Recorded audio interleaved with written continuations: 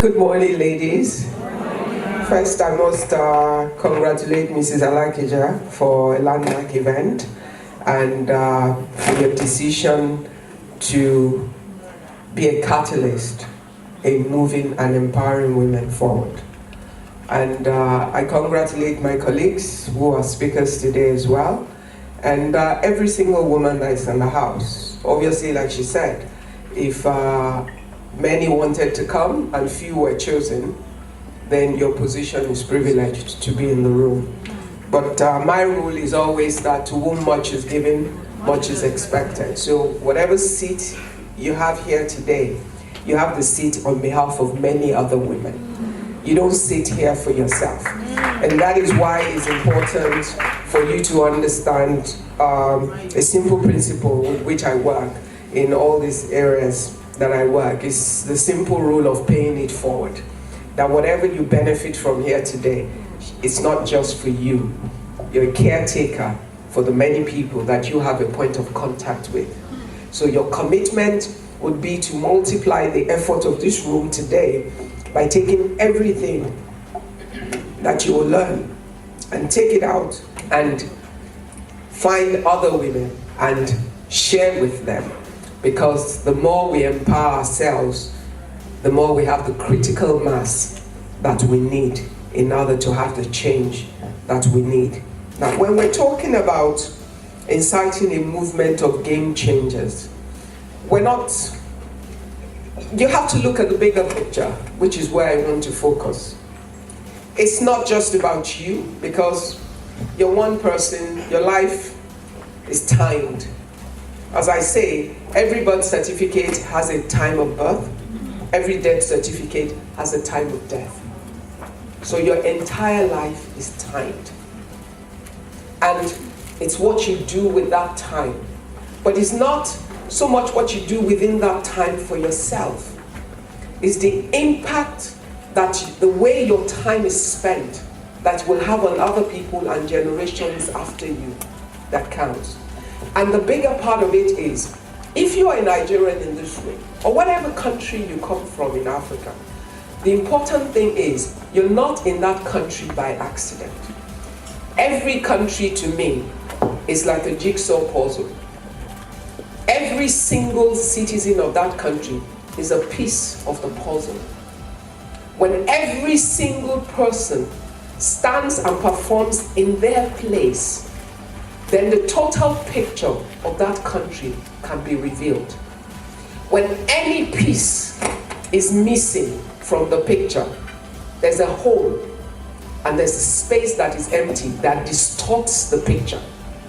Worse still, when you look at a jigsaw puzzle, every piece has a point of contact in different directions, which means you're an influencer of other people around you. And when you refuse to perform or to deliver on the content that you have been given for the benefit of all, you cause those that are at your touch point to be weakened, and you cause them not to be able to deliver or perform to the best of their ability based on what they have been given, because you are a part of what will inspire them to deliver their full content. So it's not just about you. Even if you think, oh, I'm tired, I don't want to do this. Oh, I'm tired, I've done enough, I don't even want to change. Oh, I don't have this. I don't care what you have. I do not care where you're coming from. I don't care who your father is. I don't care if your family has raised 12 children in a one-bedroom apartment. It's irrelevant. It's only your starting point. Never apologize for where you're coming from. Why? It is a story you have no control over. Yeah. The place of your birth is not the place of your choice. It is the place of God's choice according to his purpose and plan for your life. So that you do not have control over. But what I will hold you accountable for is what you have control over. Because even as you move on in life, you get to a point where you are responsible for the choices that you make. You are responsible for the decisions that you make. The totality of your life is a function of the choices that you make at every point in time. And you are accountable for that. And when you look at a nation, and you see the state of the nation, it is the extent to which the citizens of that nation have taken responsibility for their own nation and have decided in their own way. Now, you cannot use your neighbor as an excuse, because you must first get to work in terms of what you control, what you can do. What do you have capacity to do? You know, my biggest ambition in life is to die empty, devoid of any talent or giftings that I have not used. So when people think sometimes, oh, you're going to kill yourself, you're running too much, I just smile. Because I run no race with no man. My race is with myself. And my race is based on what capacity I believe I have been given, what talents I believe I possess, and my commitment to ensure that I will not take back one single one back to my maker. That at the end of the day, everything I have capacity to do, everything I have ability to do, everything I have opportunity to do, at every point where I can influence change, I will seek to do it. And what life has taught me is it's not about the size of what I choose to do. It's about me having the eyes to see and about me getting to doing it. And I might start doing it small and it looks like I'm alone. But soon enough, there are people who notice and help us come. 1, 2, 3, 4, 5, 6. And before you know it, I've got a congregation of helpers. And our combined strength explodes a small idea into a big solution that causes change. We don't need to all be big change makers. We just need all to be change makers that seek to change what we see around us that isn't right one way or the other. What we see around us that isn't working the way we think it should be working. What we see around us that can be better than the way it is now. What we see that we have the talents and the ability and the giftings and the opportunities, all resources to cause to change. It is our commitment to do whatever we do. When they say that little drops of water makes the mighty ocean, it is not an anomaly, because it takes the drops for the ocean to be made. It takes our individual efforts coming together for a mighty great nation to manifest, for a great continent of Africa to emerge. Don't complain about Nigeria. Ask yourself, what have I done for Nigeria? What have I done to make Nigeria better? How have I been a value contributor to Nigeria? How have I invested in the process of changing Nigeria the way I see it? How have I invested in making it what I want it to become?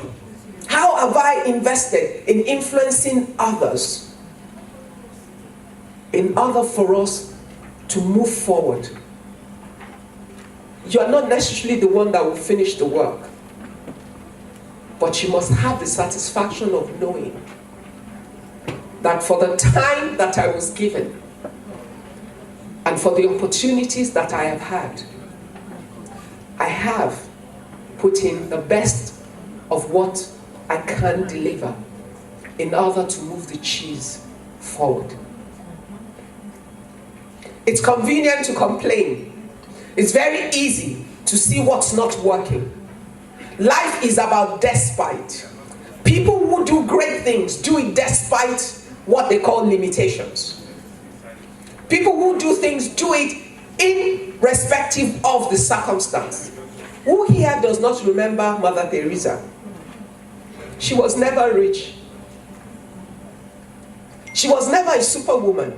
She was just a woman who had a heart to help the poorest of the poorest. And she knew that she had to start with one poor person at a time. All she had to offer was love. And she offered the love enough for the rest of the world to notice.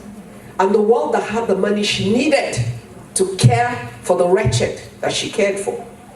made that money available to her. And there's not a single person on the face of the earth that does not know who she is. And even in death, the impact of her work continues, because she had raised an army of dedicated people that she had influenced, who even after her have chosen to move the cheese forward. Her time is up, but her work is going on. And lives are still being changed, and not a dime of it is her money. So other people have seen what can be done. What I'm saying to you is, get moving. Drop the excuses. Whatever it is that needs to come together for what you have been called to do to happen, when you show your commitment, your drive, when you prove that for you, it's not just words, you would find the help that you need come along with what you're called to do. Our callings are in different spaces. In your careers, you're the example that will show to others that you can be in a job and be diligent and dedicated and be a worthy staff, honest, with integrity, and achieve what you've been called to. You must seek to understand who you are, what you have been given, what you have been called to. To many, I'm a business person. To me, I'm a child of God assigned into the business space. Two different things. Word. The responsibility of being a child of God assigned into business is different from just being a business person. Because being a business person, any deal is a good enough deal. Yeah. Being a Christian assigned to business, any deal that takes God away from the table cannot be a good deal. Because the assignment is different. So it doesn't matter where I sit. I cannot forget who I am and what my assignment is. And I have found that staying true to your calling will cause you to make greater change, to influence and impact your environment much more than you know. Why? Every day of your life is on a stage. There's a whole world watching you. Whether you've asked them to or not, whether you want it or not, you have a large audience of observers. And a day and a moment will come. The people who are watching you will speak for you, or they will speak against you. But don't forget, every action, every act on the stage was your act, your choice, your decision. And everything you do will influence for good or otherwise. Nigeria has a population that is literally 50% men and 50% women. It's more like 52 or 51 point something and 48 point something. But let's call it 50-50 to make the maths easy. As a business person, only a foolish person locks away 50% of their resources in a room without full utilization of it. And where we are right now as a nation, we need high productivity. For you to achieve that, you need to put all your resources to work. You cannot drive 52% men to provide for 100% of the people. And historically, Nigerian women have not been lazy women. Check the history of Nigeria. Because sometimes we talk, oh, culturally our women don't work. That's not true. You know, we keep rewriting these stories. That's not true. Do you know why our forefathers used to marry many wives? Because they needed to create workforce for their farms. Yeah. They have many wives so they can have many children and have large workforce to work their farms, including their wives. And the women then sell the proceeds in the market. We've had all these Yalo, all of those great women for generations.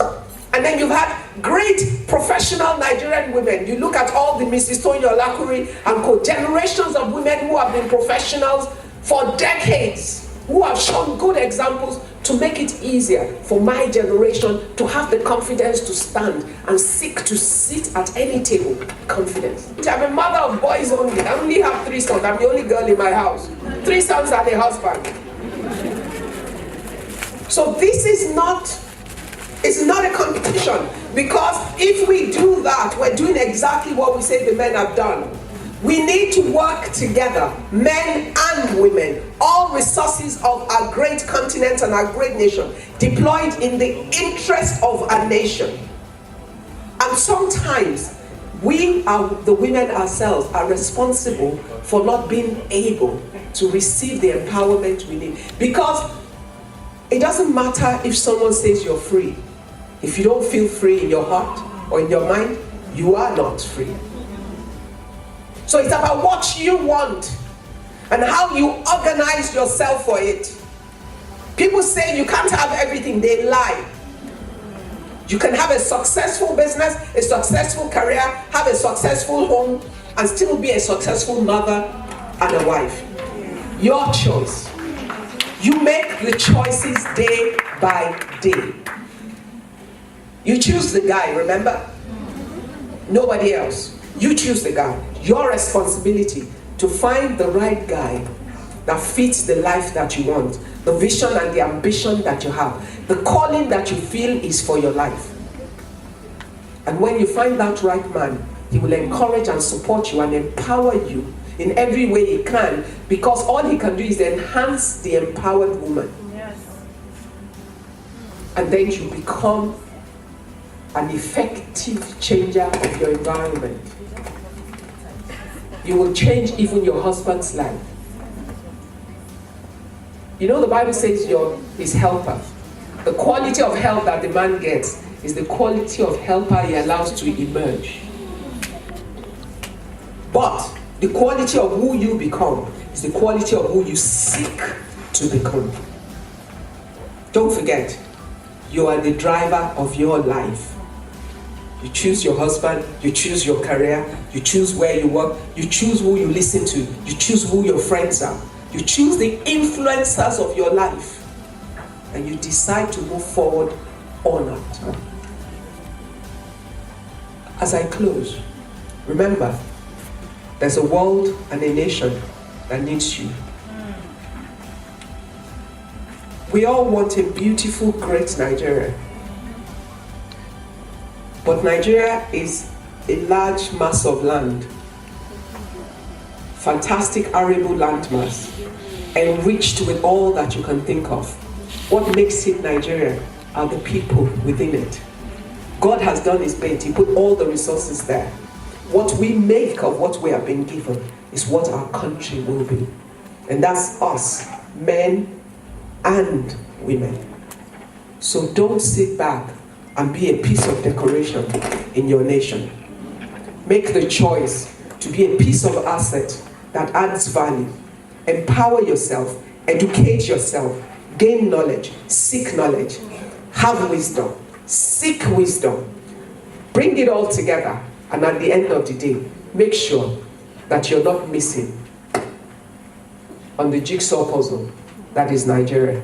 And that when you're done, we must be able to say that truly you have given Nigeria everything that you have. That's when, indeed, you'd have contributed to the process of changing a great nation into the greatest nation on the face of the earth. Thank you.